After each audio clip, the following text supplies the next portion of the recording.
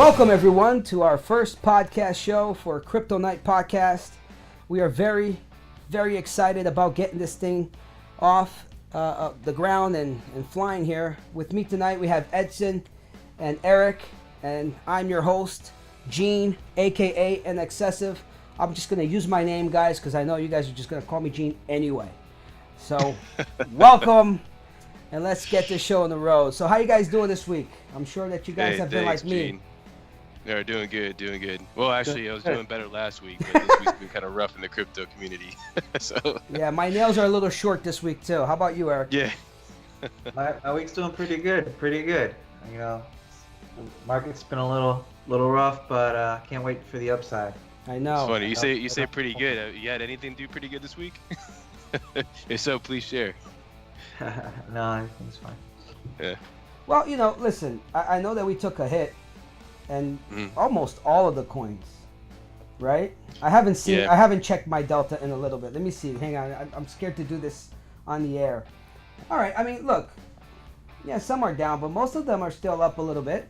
Not bad. We're not completely in the red. What do you guys think is going on here, man? No, like you said, I mean, overall, just perspective. Overall, we're definitely up, especially for the long-term holders. But, we had a really good start of the year, especially with the altcoins, followed by a very poor second week. I think we were discussing this earlier, and it might be maybe some manipulation. You're hearing a lot of bad news, especially from, these bigger institutions. Obviously, Warren Buffett came out earlier this week, and he talked about how he sees Bitcoin, exploding in everybody's faces, basically. But it's also been established that Warren Buffett don't know jack about Bitcoin. Right. But I just think that there's probably, I don't know if I want to call it manipulation, but a lot of talks to kind of get bad publicity out there about these cryptocurrencies, get the price down so that these bigger institutions could get in at a better price, because we've had a huge run up. Right. And I think that might be part of it. And we've seen some fake news out there too. That whole Korea scare, made a lot of people change some of the way they operated. Like CoinMarketCap stopped factoring in those markets, which really, gave us an unfair and biased pricing in some of the coins. Right. We also have the Metropolitan Bank, which froze all wire transfers that were related to cryptocurrencies. So we got that going on as well. And I think the problem is that they're unable to identify where the money is coming from. So, and they were Bitcoin friendly too. So that comes as a shock to everybody. That's a big bank that all of a sudden they're freezing everybody's wire transfers. So we'll see where that goes. Yeah, and I heard another bank too in Europe said that I think it was Europe. Don't quote me on this, but they were not allowing their employees to hold Bitcoin. Did you hear about that? No, I didn't catch that one. Yeah, somebody had posted that. They ran into it. It was in Twitter. But anyway, I think that they're just scared, guys. Yeah, and like I said, I think that there's some, if you want to call it manipulation, just so that there's bigger money, aka Wall Street, can get in at a better price. I see a rebound here. This is definitely, we're just at the very beginning, in my opinion. Once again, we're not financial planners. Put that disclaimer out there. We're not financial planners. We're just, giving our opinions here for educational entertainment purposes. But I think that, this is kind of just a big pullback, and I think a correction was needed. And I think I personally feel like there's a big upside coming up here in the near future. But in some ways, we really needed this correction because we just had such a massive, we've had these explosive returns over the last few months that we were kind of due for this correction. Oh yeah, but absolutely. This is just the beginning. And to tell you what, to tell you the truth, if it drops down a little bit, I don't mind. If the investors, the big institutions want to bring it down so they could come in at a good price, you know what? We could take advantage too. Yeah. I'm fairly new to the whole thing. Let me just put that out there. And that's one of the reasons why I decided that we needed this podcast. I've been very fortunate to have you guys help me out. Edson, when you reached out to everybody and we started this whole text, chat going, Right. That helped out a lot. So, I mean, hey, if it goes back to $8,000, I'm buying up. Because we know it's going to go back up. On a bank note, though, just so, because it was Nordea, North European Bank, Nordea are forbidding people by company policy for owning or trading cryptocurrency. And do you think that stuff will stick, just like the Metropolitan? Do you think that these banks will have to go back on what they said, kind of like Sachs did? I personally feel that some of it is maybe bad publicity, but another part of it is I think that there's been a huge rush into this market. Up until maybe a month or two ago, you've had a lot of people that are getting in the market. They weren't. Everybody knew about Bitcoin. I mean, you ask anybody about it, they knew what. They heard about Bitcoin. They heard the word, right? And they kind of knew what it was. But when you actually ask, all right, who do I know that actually owns some Bitcoin? There wasn't there weren't that many people that you knew that owned it. You had this huge rush of money coming in, not only from institutional banks, but also from people like you, like us. I mean, you can actually look at these exchanges and see how they've been overloaded, right? You go to Bittrex, you can't create new accounts. You go to Binance, you can't create new accounts. We heard the other day Binance opened up for an hour. They opened back up for new users for an hour, and they had 240,000. Yeah, 250,000 new accounts in just an hour. So you can see that the rush is coming in, and I think maybe some of these banks were just ill prepared to take, to kind of process these wire transfers, and maybe that's what's causing kind of some of this bottleneck. The guy, I don't even want to try to pronounce his name. It sounds like Jean-Paul, his last name. But the CEO of Binance said that a lot of the users that he's been seeing recently have been institutions, Okay. And they're getting one main account with a lot of sub accounts underneath. And he said that before the whole China scare, they were getting 2 million new users a week. And that's why we had that whole problem about transferring money, getting things out of Binance or Binance, whatever, however you want to pronounce that. But I mean, 2 million users. This is a real big influx, like you said. And I think that kind of drives home the point of what we were saying earlier, that this is just the beginning. These are wrinkles on the path, but once they straighten these things out, they upgrade their systems, they can handle the capacity on these exchanges, and the banks know how to handle these transfers. I just think there's going to be so much more upside because there's so much more money going to rush into this. Not only the well-known coins like Bitcoin, Ethereum, and Litecoin, but also a lot of these altcoins. I mean, we've seen Ripple go from 25 cents to over $2 in a matter of a week or two. So Eric, what's your thoughts? Well, come to think about it, everything is moving from centralization to decentralization, right? And there's going to be a lot of resistance from these corporations and industries that have a lot of power. There's going to be politics at play. There's going to be lobbying. A lot of people don't want this because when you're centralized, you have all the power, right? But now everything with this blockchain technology, everything's becoming decentralized, and they don't want that. I can see a lot of banks and industries who harnessed all this centralized power in one location and they can control everything. I can see a lot of resisting coming down from these people now that everything is becoming decentralized. I don't think you can stop blockchain. You can't stop blockchain. Absolutely not. It's a revolution, but there's going to be friction. There's going to be resistance from these people who do have the centralized power. It's kind of like mom and dad having to let the kid grow up and go off on his own, right? And that's what we're seeing right now. I think a lot of people are lobbying. They're talking down blockchain technology. Why? Because they're afraid. They're afraid because they're going to be irrelevant soon. So. Yeah, I mean, I think that as part of it, there's resistance. There's also they're trying to buy some time. Trying to buy some time so they can get in at a better price. Also, so they can align themselves with the right strategic partnerships. We're already seeing companies like IBM go with Stellar Lumens and Microsoft, or is it Microsoft or Cisco that announced with IOTA, and you're seeing these partnerships, right? So there is some resistance, but I think there are also some of these central these larger institutions are saying, hey, how do we align ourselves with these cryptocurrencies so we could take advantage of it so we don't fall behind. Right. Yeah, because I don't think they're going to become irrelevant. I mean, look at Ripple. Ripple is centralized, and the banks love it because of that. So I think there's a space where we can all come together, and that's what Cardano wants to do anyway, right? They want to find a way that they could have interoperability, right? So everything could work together. But like you said, they want to position themselves because they're late for this party and they're not used to that. Yeah. You have to. Yeah, and that's the thing too. I mean, and like you're right. I mean, usually, we were saying earlier is just that usually these Wall Street's ahead of the curve on all these investments. They're the ones at the bottom floor and they ride up. Yeah, not this time. Investments, and then they when the price gets bid up really high, then the rest of the dummies come in, and we basically buy off what they're selling at a premium price, and sometimes it pulls back after that. In this case, you had a lot of people that weren't Wall Street, that weren't institutional investors, that were just into the technology, and we've seen a massive run up, and like now you've got people, these huge corporations that are just saying, hey, we kind of missed the ball on it. How do we get back in at a decent price? How do we get these strategic partnerships, but not pay too much for them? So I think they're kind of seeing those growing pains right now. In addition to we were long overdue for a correction.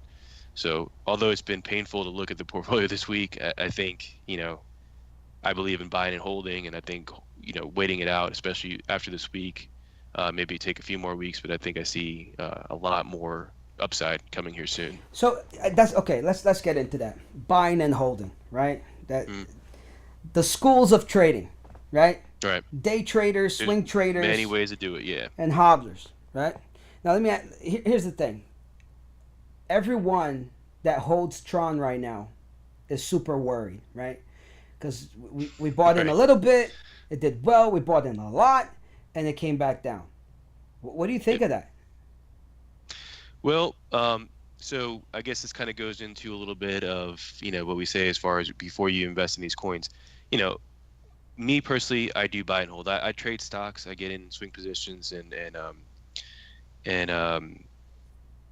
get in to a stock for a couple of days or a few weeks because I can see. I'm a technical trader, so I can look at charts. I can look at a 50-day moving average. I can look at a 200-day moving average. I can look at volume. With these coins, I just think there's not enough history or moving averages in order to make an educated guess of getting in and out. For that reason, I buy and hold these coins. Now, so when you're going to get into them, how do I feel about it? I mean, am I a little down about my Tron going from I think it maxed out at 27 cents or 29 cents a week ago. It hurts. I mean, it was like 8 or 9 cents earlier when I looked at it. Yeah. It might have dropped some more. So does that hurt? Yes. But check this out. Right. Sorry to cut you out, but check this out. Everybody's worried, right? And it's going up and down. But Justin Sun on his Instagram account, this is what he posted a couple days ago, maybe a day or so ago. He says the recent Tron fluctuation is due to CoinMarketCap decision to exclude Korean exchange price from the display Tron price, which causes some FUDs. Korean community is vital to Tron. We will constantly expand ourselves in Korea regardless of the CMC index. Do you think that, posts like this and the fact that he says that they're about to get listed on South Korean exchange CoinRail, they have applied for Japanese exchanges, which I guess from the 12th of this month, there was like 12 of them that opened up? I think that's all positive. Or 7, it was 7. And I think going back to your original question of how do I feel about it, does it suck to see that run up and then pull back? Yes, but I know it's part of the ride, right? And so it goes back to, when you're going to look at any of these coins, particularly these altcoins, obviously Bitcoin, Ethereum, Litecoin, they're more established. But, when I looked at Tron, I look at some of these other coins, I look to see that they have a niche, they're serving a purpose. I look to see who's backing them. I mean, maybe not many people in the U.S. know about Justin Sun, but he's a very successful person in Asia, and many people know him there. I look at strategic partnerships they're making, right, with other corporations or other, they're constantly pulling people in from Alibaba and other, well-known establishments. So I think they fit a purpose. I think they've got good backing. I think they're working on good partnerships. So I believe in the future of that coin. So I think that's important, and that's kind of why, although it stinks to see the price pull back, I'm comfortable long-term wise because I believe in what it can be. I can't say the same for a lot of these other coins, so that's kind of something I'd put out there for anybody who's looking at these altcoins. Make sure you're checking them out, looking at their website, and looking at does this coin fit a purpose? And that's who's backing it? Who's doing what with it? That's a great point too. And being that this is our first podcast, we had an idea just to start off and get people that are just starting off on cryptocurrency trading. Since we touched on that, maybe Eric, could you touch a little bit on that as far as for people that are starting? What kind of research do we want to see? Like you said, Edson, we want to make sure that we know what the coin does, right? So what kind of coins are there? Are there different types of coins? And really, we say coins, but what does that mean, right? When we say coins, we mean technologies, right? I guess if you're new to the whole cryptocurrency market, I think the first thing you might want to do is get familiar with blockchain. Because a lot of people, they hear the term cryptocurrency and it's hard to understand, but to really get into the research behind it and what you need to do to study to see if you're picking the right coin is, I think, go to the fundamentals and try to educate yourself on what blockchain technology is. Try to envision to see how it's going to change the future, and that'll probably give you a better understanding in which coins you'd like to pick up for your portfolio. Yeah, absolutely. Because the technology, once you understand it, if you are someone with vision, you could definitely see how it's going to impact the world. Yeah, and yeah, currency. These cryptocurrencies are just one application of blockchain. So yeah, we're definitely going to keep hearing that blockchain technology as it integrates more and more with every with a lot more different arenas in our lives. But I would say, like I said before, if you're starting off and you're looking at some of these coins that you're not sure about what they are or what they do, make sure they have utility, right? Make sure that they serve a purpose. Go to their website, check them out. Does it look like they spend some money on this website? Is it proper grammar? Is it, can you read it? Look at who they're partnering with. If they've got good strategic partnerships with well-established companies, then that, like I said, IBM's not going to get in with, with one of these coins if they don't see a future for it. So making sure that, there's a purpose for it. There's good partnerships, there's good backing, there's good people, well-known people that are working on these coins, or they're bringing them from well-known corporations. Those are all very good signs. If you go to a website and it's like not very well put together, you have a nice little commercial of people flying up in the sky. There's no purpose for the coin, or it's very vague. A lot of those sometimes are ICOs that, they take your money and then all of a sudden after the ICO happens, you never hear about it again. Yeah. Not always the case, but more than not, that's what happens. And, some of these coins can be scams. So just make sure that you do, some basic research up front. Well, I was watching a couple of interviews not too long ago, and this might have happened some time back, but Rick Falkvinge, I hope I said his name right, the CEO of Bitcoin Cash, he brought out something that I thought was very interesting. He said that on the interview, that right now what's happening is a big transfer of wealth, right? Okay. And it's going from the oil generation, right? The oil barons, the people that made their money off oil, that kind of generation, to a newer generation, a tech generation. So the way he said it was that, and this is his words, guys, and actually, I take pride on it. He says that now you had these kids that were in a basement, these techie kids, right? These nerdy kids, making millions and millions of dollars. And the way he sees it is how that's going to impact the world. Before, the people with the money, they were funding research on better engines, how to burn up or drill or whatever. It had to do with oil. Now we're going to start seeing leaps and bounds in other places. Space travel, different sciences and technologies and things like that. So I thought that was a really cool point that he brought out. What do you guys think about that issue, that angle? Cryptocurrencies aside, I think that's a very valid point in many different facets of life. I think that with technology, just in general, you can leverage technology to do a lot of things you couldn't do before. You can take one person and make them seem like an entire business by just going, buying services online. And for example, I'm in the IT field, and before, if you wanted to host some customers in a data center, you'd actually have to have the funds to build out a data center and build out the hardware and all that stuff, and have the resources to fund and run all that stuff. Now I can go to AWS, or I can go to Azure, or or any of these cloud providers and rent space from them, and then go resell it to my customers and act like, I'm a huge, service provider. Right. So that's just one example of how you can use technology and leverage it. And so now, you don't need to have that corporation. You don't have to be that corporation with all the funds and the resources in order to put your ideas out there. You can just leverage technology, and you could be anybody in your basement, in your garage. Yeah. Use a service on demand or a license that you can buy online. But now, on top of it all, not only you could do it that easy, but now these kids have millions of dollars. So you give them the power, helps, Right. And it's cool because every time you hear about a young man who made millions of dollars on Bitcoin, and you see what they've been doing with it, it's incredible. Non-profit organizations, all kinds of great work. Like a lot of educational programs came from it. And I think that's really what drives this for those who understand cryptocurrency as opposed to those who are coming in to make a quick buck and get out. So let's talk. Maybe we could gear this towards now getting started, right? Because I know a lot of the people that are going to listen to the show, they've been doing this for a while. For quite some time now, they're familiar with it. But for those who are not familiar, we already touched on one point, like you said, Edson.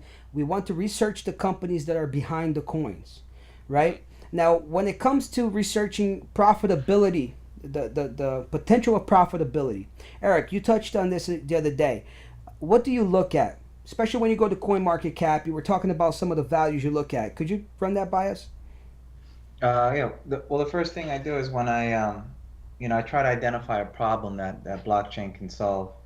For example, before I go into the tools that I use, for example, because now with the innovation of blockchain coming out, there's going to open the doors for a lot of people, like you said, working in their basement that didn't have access to a lot of things before, but blockchain is now giving them the access because it's cutting out the middleman.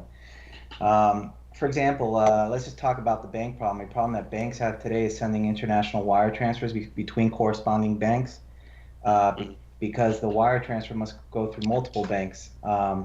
Each bank has to have their own ledger, their own reconciliation before it gets to the final location. Right. Very convoluted. Very convoluted. It takes outdated. 3 to 4 days, and but with blockchain, this can happen in seconds. So there was a problem. Now we have a solution. Ripple, a company that came out, and now it's able to go ahead and just have one shared ledger where banks don't have to go through multiple banks and multiple reconciliations 3 days later. That's what I do. I identify a problem, then I go and I see if there's a company out there that has a solution to this problem. I'll go on to coinmarketcap.com where I can see a list of all the coins that are out in the market currently. I can see what they're trading at. I can visit their websites. What I usually look for is I look for a new company that has room to grow, probably has a market cap anywhere between maybe 25 to 50 million. So when you say market cap, just enlighten me on this a little bit. You're talking about how much money, right? It's been moving in the market for that coin at that particular time. Well, market cap is a formula which is the price of the coin times the circulating supply. Okay. So if a coin has a circulating supply of 100 million, and a price of about $1, right? So that gives it a market cap of about 100 million. Gotcha. And, kind of like a stock where you have outstanding shares times the share price. Like an evaluation. You get the market cap. Exactly. Yeah. Right. Okay. So I kind of look at these companies to see if there's still room to grow. If I see that it's brand new, they just came out, their market cap is, I probably look for anywhere between 50 million. And I look at the volume. Is this 50 company million? traded? 50 million, I think, is good. Yeah, that's what I usually look for, about 50 million. Because then, like, some of these bigger companies have a market cap of $1 billion, right? So, but if I see a company with potential has a market cap of 50 million, I say to myself, well, there's still a lot of room to grow. Well, what if, like, 50 million to what? Like, would you say to 500 million? To 500 million to $1 billion. If I think it's got potential, I think to myself, I'm like, oh, well, the market cap is 50 million. this company can make it to $1 billion, I think, you know. Okay. I see it has a lot of room to grow. Right. So then, you know, I'll put my money in there, and hopefully, you know, like Stratus was a good company. When I first looked at it, it had a market cap of 50 million. It was a good project, and now look, you know, I think I bought it at a price of like $2, and now it's gone to a price of $20. Perfect. So that's kind of like what I look for. I started projects that have potential. They solve a problem. You know, there's room to grow. I think you know what? I think that I would love to do a show just on that in itself. If you could probably put that together for us, and your whole process of, you know, that whole hashing out the numbers, because I'm completely lost on that on that aspect of things, you know. No, that's great, and I think, you know, when you started, Gina, you actually mentioned, you know, how do people start off, and Eric brought up a great site, you know, coinmarketcap.com. I mean, if you're into cryptos at all, then you know about this site. You know, like you said, you go there, you can see every coin that's available on these exchanges. You click on the coin, you see the price, you see the volume, you see what exchange is available on. You see somebody even tell you like what wallets you can use for it. It'll even, you know, forward you to Twitter feeds. So it's a really good place to get information. Okay. Definitely. So before even investing $1, it might be a place where you want to go play around with a little bit. It'd be a good place to get some research because, like I said, from there you have a link to each one of the coins and each one of the coins' website. So you can, you know, go through all the coins. You can sort them by daily volume. You can sort them by market cap. You can sort them by price. You click on the coin. You have the website there. You have a lot of information about each coin. Then you can go directly to the website of that coin, see what they're actually doing, what they're talking about, what they're looking to solve, who they're partnering with, who's backing them. Nice. It's a really good place to start off, you know, when you're doing research. Cool. Now we're probably going to get into a lot more tools later on, but today we really want to keep it to the guys that are just starting out, right? So, all right. So I go through all this. I do some research. Now, where do I put my money? How do I buy Bitcoin? I think one of the easiest for people, especially if you're a beginner, is to use a wallet. For me, the easiest one was Coinbase. It was very user-friendly, and you can link it to your bank account. They take credit cards, and I think it took me a while to understand how to get into the trading and how to get my money on an exchange. So for a lot of the new people, I think the best point of entry would be Coinbase. And once you have your Coinbase account funded, then you can transfer it to any exchange. So you're going to need two things. You're going to need a wallet where you can convert fiat currency into cryptocurrency, and you're going to need an account with an exchange where you can go ahead and transfer your cryptocurrency and start trading it. Yep. What exchanges do you guys like to use? Yeah, and just to elaborate a little bit more on what you're saying there, because I think, I mean, obviously there's only a few places where you can actually exchange your fiat currency like dollars or euros or whatever into cryptocurrency, right? And so, you know, Coinbase is definitely by far the largest, right? I think there's a couple other ones like coinmama.com and a couple others, but Coinbase is kind of like where everybody goes.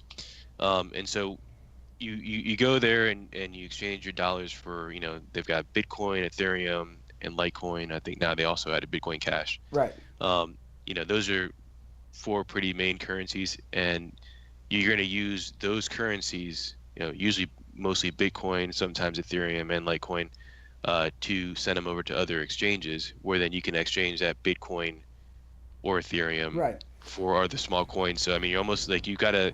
So it's the gateway. Once you get into that gateway, you got to kind of put dollars aside or any kind of fiat currency aside and start thinking in terms of Bitcoin, in terms of Ethereum, or in terms of Litecoin. And so to answer your question, I mean, I use Bittrex and Binance most often. I've used Cryptopia, and what else? Yeah, I've used Cryptopia once or twice, but I mean, it's mostly Bittrex and Binance I've used. There's a lot of exchanges out there, and I mean, we could probably get into more detail in those at a further or a later episode. But sticking with Coinbase for a second, you know, I think that's how I got started too.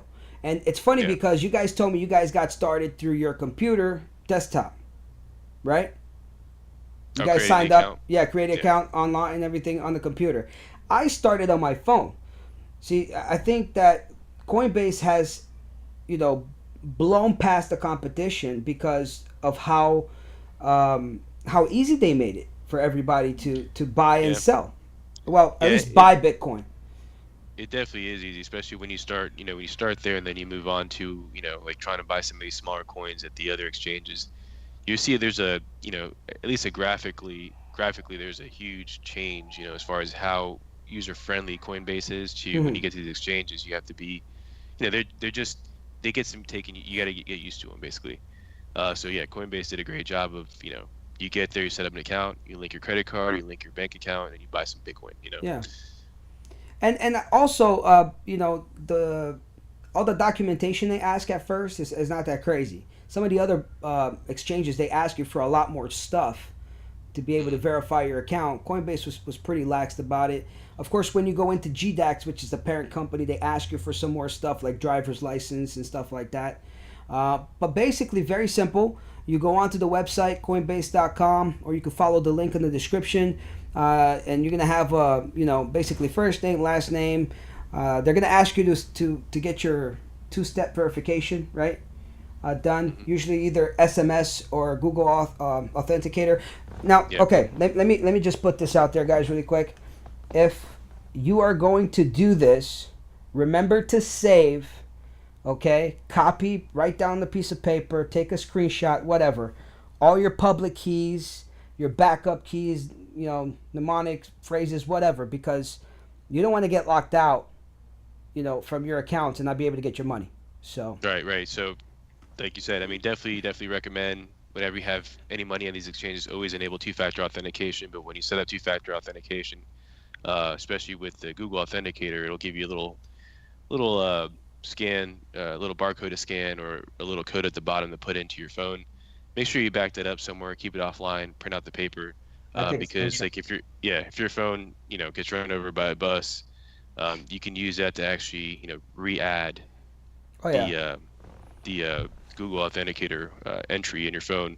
Otherwise, there's a huge lengthy process to try to get back in your account. Like with someone like Coinbase, you have to provide licenses and documentation, and it'll be days before you can get back in that account. And most importantly too, if you get yourself a wallet, one of these digital wallets or whatever it is, back that up too, because there's no one you can call to get that code back. Yep.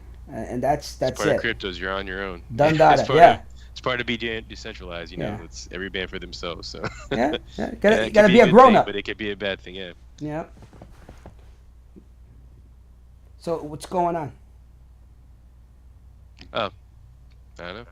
I think Eric has something to add. Yeah. I'm sorry, we got confused. We're seeing each other, right? Because we're on Skype here, and so okay, Eric, please. So what are we? Did you guys mention how? Did you guys mention how what happens if you lose your phone and you don't have the two-factor authentication? We just went through the whole thing right now. All right.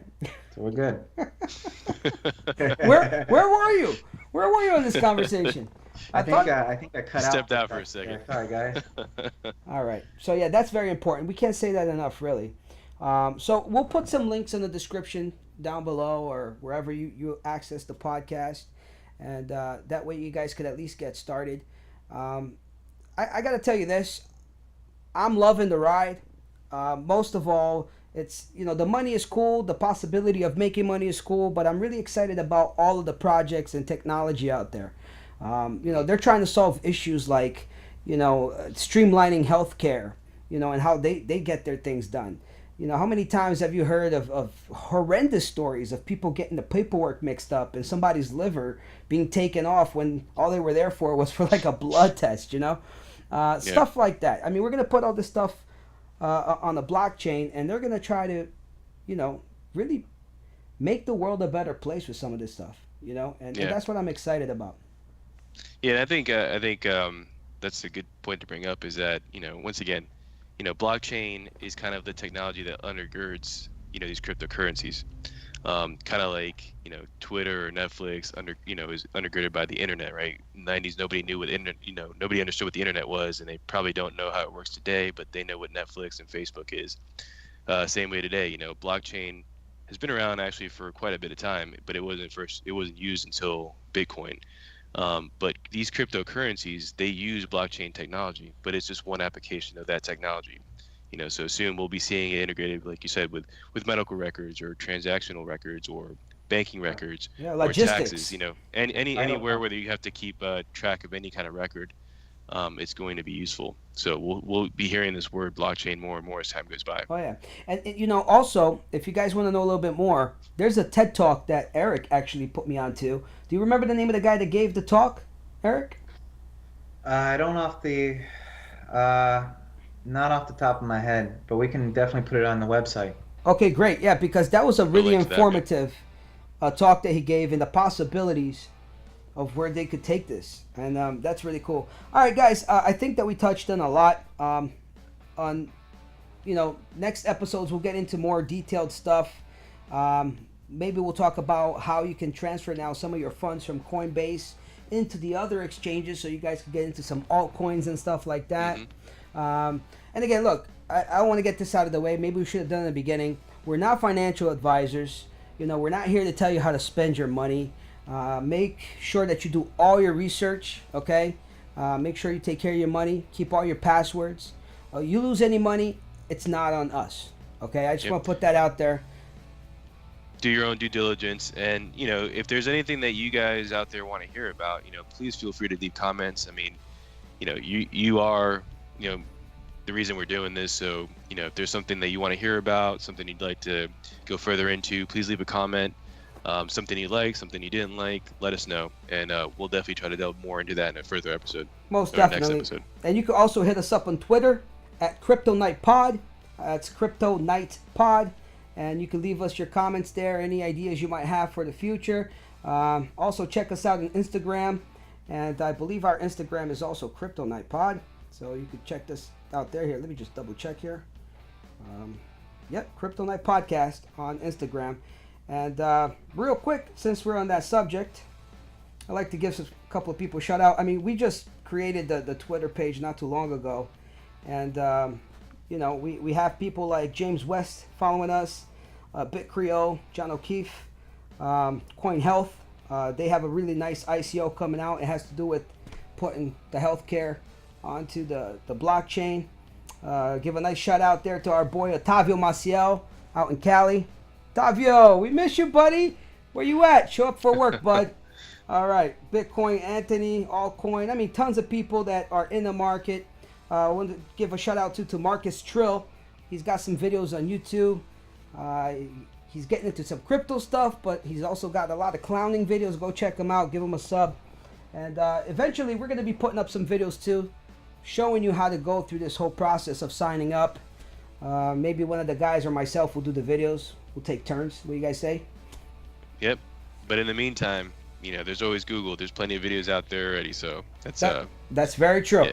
Yeah. Don't delay. Just do your research and get started. Get started with $50, $100, whatever you can afford. Don't put don't put more money in than you can afford, but get familiar with it. If anything, just to get familiar with it, because like I said before, this is going to be, I really think it's the next evolution of money. I think pretty soon here we'll all be dealing with digital currencies. I don't know if it'll be Bitcoin or maybe a government-backed coin, but I think that it's good for anybody just to at least get familiar with the technology. So absolutely. That's my piece. Yeah. Well, guys, all right. Had a great time. Thank you very much. Thank you for joining us in our first episode, and we'll see you on the next one. All right. Thank you, guys.